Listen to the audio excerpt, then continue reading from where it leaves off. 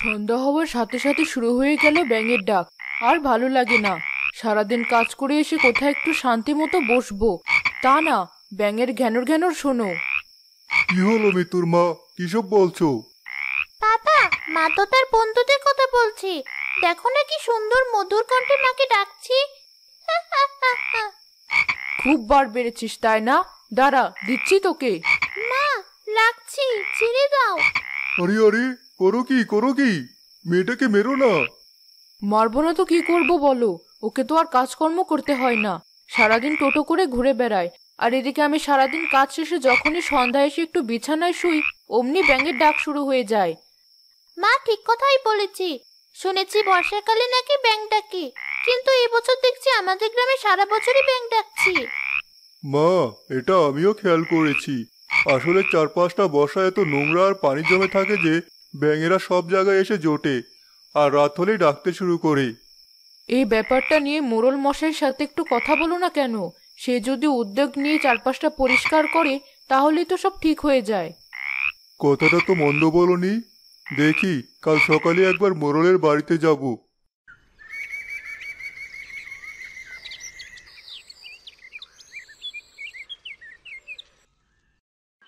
পরদিন সকাল হতেই রফিক ছুটল মোড়লের বাড়িতে। আরে রফিক যে, কি খবর তোর? গরিবের আবার কি খবর, আছি কোনো মতে। আহা, এভাবে বলছিস কেন? তা তুই যদি চাস আমার থেকেও তো কিছু টাকা কর্জ করতে পারিস। তবে হ্যাঁ, তার জন্য কিন্তু আমাকে তোর জমির দলিলটা দিতে হবে। না না মোড়ল মশাই, ওসবের দরকার হবে না। এমনিতেই খেতে পাই না, তার উপর যদি ধার কর্জ করি, সুদ দিয়ে বাঁচবো কি করে? ও আচ্ছা, তোদের দেখি খুব তেল বেড়েছে। তা এবার ঝেড়ে কাশ দেখি, আমার কাছে কি দরকারে এসেছিস? বলছিলাম, আমাদের গ্রামে এই বছর হঠাৎ ব্যাঙের উপদ্রব বেড়েছে। সন্ধ্যা হলে ওদের ঘ্যানর ঘ্যানর শব্দে জীবন্ত ওষ্ঠাগত। এই শব্দে ছেলেপেলেরা না পারে পড়ালেখায় মনোযোগ দিতে, না পারে ঘুমোতে। আমরা যারা বাইরে কাজ করি, সারাদিন পরে বাড়ি গিয়ে যে একটু শান্তিতে ঘুমাবো, সেটাও হয় না। আরে বাবারে, তা আমাকে কি করতে হবে শুনি? বলেছিলাম, যদি গ্রামের চারপাশটা একটু পরিষ্কার করা যেত, তাহলে হয়তো ব্যাঙদের হাত থেকে কিছুটা রেহাই পাওয়া যেত। কি বলতে চাস?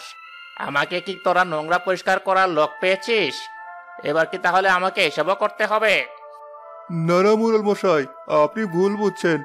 আপনি যদি গ্রামবাসীকে ডেকে ব্যাপারটা বোঝাতেন, তাহলে আমরা নিজেরাই না হয় পরিষ্কার করতাম। না না, আমাকে দিয়ে ওসব হবে না। সকাল সকাল জ্বালাস না তো, যা এখান থেকে। শুধু শুধু আমার সময় বরবাদ করিস না।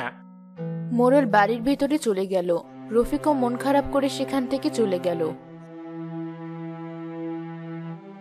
এই রফিক, দাঁড়া দাঁড়া, কোথায় যাচ্ছিস?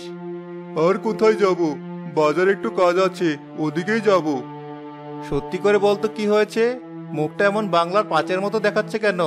আর চোখও তো লাল দেখাচ্ছে। লাল দেখাবে না? সারা রাত ঘুম হয়েছে নাকি? শুধু বিছানার এপাশ আর ওপাশ করেছি। ব্যাঙের ডাকে কি আর ঘুম হয়? ঠিকই বলেছিস, ব্যাঙের যন্ত্রণা আর ভালো লাগে না। তাই তো গিয়েছিলাম মোড়লের কাছে। বেটা এত বজ্জাত, কিচ্ছু করবে না বলে দিল। শুধু সবকিছুতেই সুদ খাওয়ার দান্দা, আর কিছুতেই মন নেই। মন খারাপ করিস না, পুরো গ্রাম তো আর সম্ভব না। চল, আমি, তুই আর মিলন তিনজনে মিলে আমাদের বাড়ির পেছনটা পরিষ্কার করি, তাতেও তো কিছুটা সমাধান হবে। কথাটা তো মন্দ বলিসনি। তাহলে চল, আজকে বরং কাজে লেগে পড়ি। রফিক, সজীব ও মিলন তাদের বাড়ির পেছনটা পরিষ্কার করতে চলে গেল। কই রফিক, সন্ধ্যা হলেই যে এত ব্যাঙের ডাক শুনি, একটা তো চোখে দেখছি না। তাই তো, আমারও কিন্তু বিষয়টা অবাক লাগছে। এত ডাক শুনি, অথচ একটা ব্যাঙেরও খোঁজ নেই। আরো ভালো করে খোঁজ, অবশ্যই পাওয়া যাবে। আর হ্যাঁ, খোঁজার পাশাপাশি এসব নোংরা জঙ্গলগুলো সাফ কর।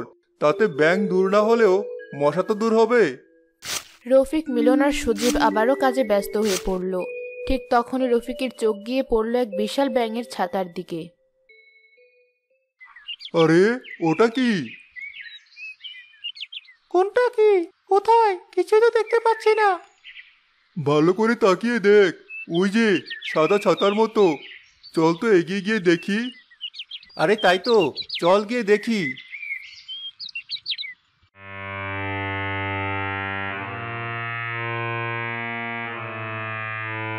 ওরে বাবারে, এত বড় ব্যাঙের ছাতা!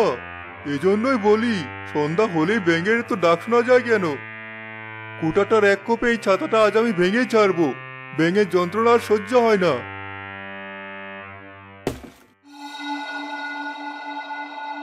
এই যা, কুঠারটাই ভেঙে গেল। বাবারে বাবা, এত শক্ত ব্যাঙের ছাতা তো আমি জীবনেও দেখিনি। দেখিসনি তাতে কি, আজ তো দেখলি। এবার তো আমি এই ব্যাঙের ছাতা ভেঙেই ছাড়বো। রফিক ভাঙা কোঠারটা দিয়ে আবার আঘাত করার সাথে সাথে নিচের মাটি ফাঁক হয়ে গেল। এসব কি হচ্ছে? আমি পালাই বাবা, আমি পালাই।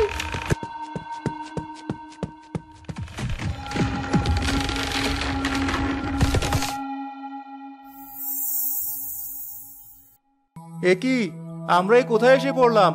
রফিক, এই রফিক, কথা বলছিস না কেন?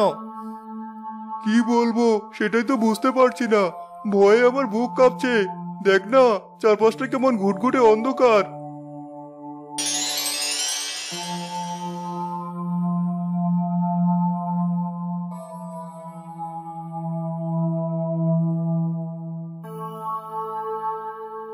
আরে বাস, এই তো দেখছি পুরো গুপ্তধন। কিরে রফিক, কি ভাবছিস? চল, এগুলো নিয়ে এক্ষুনি পালিয়ে যাই। না রে সজীব, আমার মনে হয় এখানে নিশ্চয় কোনো গড়বড় আছে। তাছাড়া আমি পরিশ্রম করতে জানি, তাই এইসব নিয়ে পালিয়ে যাওয়ার কোনো ইচ্ছে আমার নেই। সত্যি, মাঝে মাঝে তোর সততা দেখলে আমার বিরক্ত লাগে। সজীব আর রফিক যখন কথা বলছিল তখনই হঠাৎ এক বিশাল আকার ব্যাঙ সেখানে এসে হাজির হলো। ওরে বাবারে, এ আমি কি দেখছি? এত বড় ব্যাঙ! রফিক, এখন আমাদের কি হবে? ভয় পেও না মানুষেরা, আমরা তোমাদের কোনো ক্ষতি করব না। তোমরা আমাদের অতিথি। প্রহরী, কোথায় তোমরা?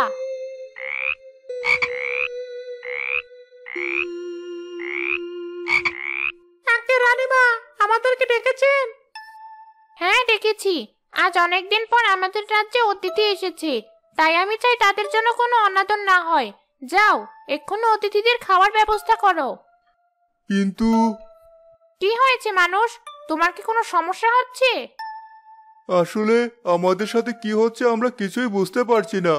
একটু খোলাসা করে বলবে তোমরা কারা, আমাদের গ্রামেই বা কেন এসেছো? ও আচ্ছা, তাহলে শোনো। এখন তোমরা যেখানে আছো সেটা হচ্ছে আমাদের ব্যাঙ রাজ্য, আর আমি হচ্ছে সেই রাজ্যের ব্যাঙ রানী। তবে এই রাজ্য সবসময় এক জায়গায় স্থায়ী থাকে না। 2 মাস পর পর আমরা স্থান পরিবর্তন করি। কিন্তু এবার আমরা একটা সমস্যায় পড়ায় 2 মাস পেরিয়ে যেতেও তোমাদের গ্রাম থেকে কিছুতেই যেতে পারছি না। কেন, কি হয়েছে ব্যাংরানী? তোমাদের গ্রামে এসে আমাদের রাজামশাইয়ের এত ভালো লেগেছে যে প্রায় সন্ধ্যা হলে বাইরে বেরিয়ে যেত। তখনই এক ভয়ঙ্কর পোকা তাকে কামড়ে দিয়েছে। ব্যাঙেদের আবার পোকায় কামড়ায় নাকি? চুপ কর সজীব, রানীকে বলতে দে। কি আর বলবো, সেই থেকে রাজা অজ্ঞান হয়ে বিছানায় পড়ে আছে। আমাদের ব্যাঙ কবিরাজ এক পাতার নাম বলেছে, যেটার রস রাজামশাইয়ের ক্ষতস্থানে লাগালে রাজা আবার সুস্থ হয়ে উঠবে। তবে সেই পাতা নাকি একমাত্র এই গ্রামেই পাওয়া সম্ভব। তাহলে লাগাচ্ছ না কেন? সারাদিন মানুষের ভয়ে আমরা তো রাজ্য থেকে বের হতেই পারি না, তাই সন্ধ্যা হতেই সব প্রহরীরা বাইরে গিয়ে এদিক ওদিক পাতার খোঁজ করে। ও আচ্ছা, তাই তো বলি, সন্ধে হলে এত ব্যাঙের শব্দ শোনা যায় কেন? ঠিক বলেছ, কিন্তু কিছুতেই আমরা এই পাতা খুঁজে পাচ্ছি না, আর সেজন্যই তো এই গ্রাম থেকে যেতেও পারছি না। কিছু মনে না করলে আমি কি ওই পাতার নাম জানতে পারি? আসলে যদি আমরা তোমাদের কোনো সাহায্য করতে পারি তাহলে আমাদেরও ভালো লাগবে।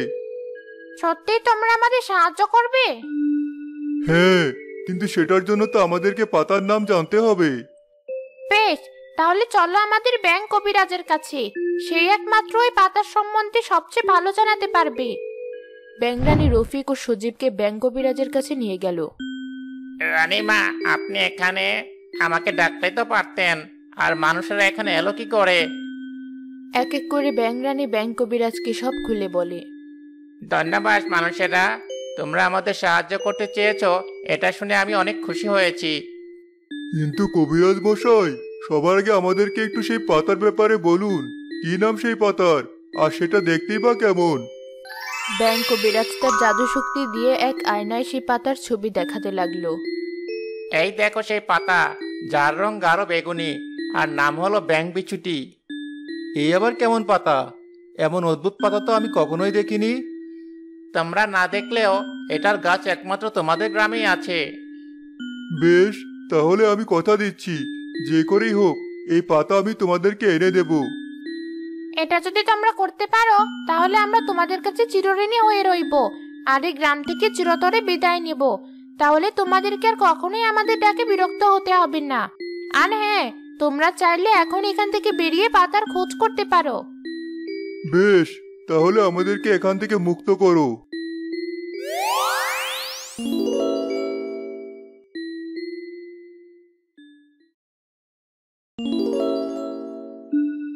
যাক বাবা, এবার শান্তি। এভাবে বলিস না সজীব, ব্যাঙ রাজার জন্য আমার খুব মায়া হচ্ছে। আর যাই হোক, আমাদের গ্রামে এসেই তো সে অসুস্থ হয়ে পড়েছে, তাই আমাদের ওকে বাঁচানো উচিত। এসব তুই কি বলছিস? ঠিকই বলছি, চল আমরা এখনই ওই ব্যাঙ বিছুটি পাতা খুঁজতে শুরু করি। রফিক আর সজীব চারপাশে ব্যাঙ বিছুটি পাতা খুঁজতে শুরু করলো। তখনই মিলন সেখানে এলো। একই রফিক, সজীব, তোরা এই গর্ত থেকে বের হলি কি করে? আমি তো ভেবেছিলাম আর কখনো তোদেরকে দেখতেই পাবো না। ভিতুর ডিম কোথাকার, নিজে তো খুব পালিয়ে এলি, আর এখন দরদ দেখাতে এসেছিস? না মানে মানে করতে হবে না, যা তুইও কাজে লেগে পড়। কাজ? কি কাজ? কিছুই তো বুঝতে পারছি না। আরে বাবা, সেসব পরে শুনবি, আগে বেগুনি রঙের কোনো পাতা খুঁজে পাস কিনা সেটা দেখ। আচ্ছা, দেখছি। মিলনও ব্যাঙ বিছুটির পাতা খুঁজতে লাগলো।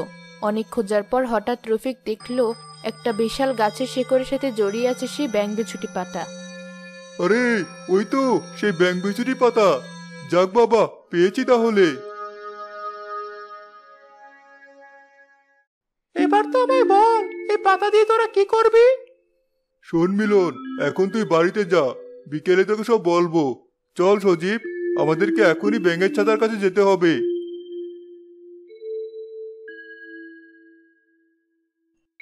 এবার কি করে ভেতরে ঢুকবি? কিভাবে আবার? আগে যেমন ব্যাঙের ছাতায় আঘাত করেছিলাম, এবারও তাই করি।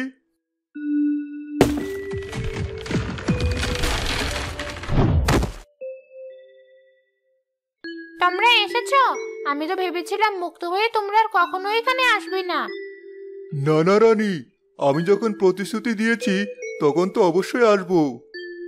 এই যে ব্যাঙ কবিরাজ, এই নিন আপনার ব্যাঙ বিছুটি পাতা, আর এটা দিয়ে এখনই রাজামশাইকে সারিয়ে তুলুন। আরে হ্যাঁ, এটাই তো সেই পাতা। চলুন রানীমা, এখনই রাজামশাইয়ের কাছে চলুন। সবাই রাজামশাইয়ের কক্ষে গেল।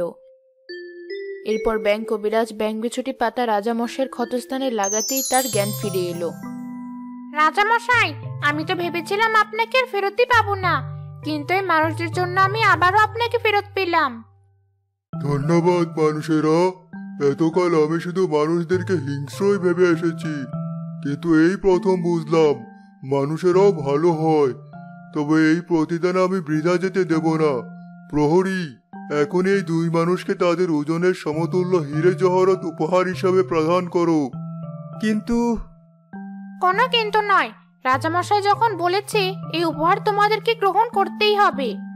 ব্যাঙ রানী ও ব্যাঙ রাজা রফিক ও সজীবের ওজনের সমান হীরে জহরত উপহার দিয়ে তাদেরকে গ্রামে ফেরত পাঠালো। তারা নিজেরাও রফিকদের গ্রাম থেকে চিরতরে বিদায় নিল।